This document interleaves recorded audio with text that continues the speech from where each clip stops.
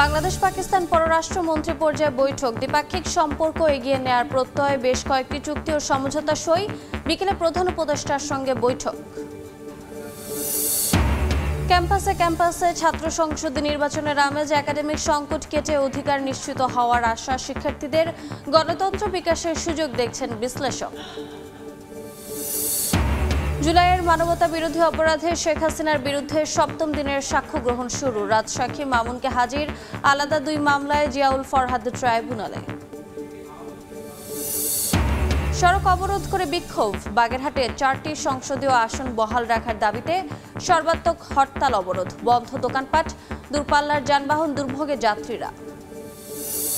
এবং কাঁটা তার দিয়েও ক্যাম্পে রাখা যাচ্ছে না রোহিঙ্গাদের, জড়িয়ে পড়ছে মাদক ব্যবসা, অপহরণে। জনচাপে চতুর্মুখী সংকটে কক্সবাজার, শুরু হচ্ছে আন্তর্জাতিক সম্মেলন।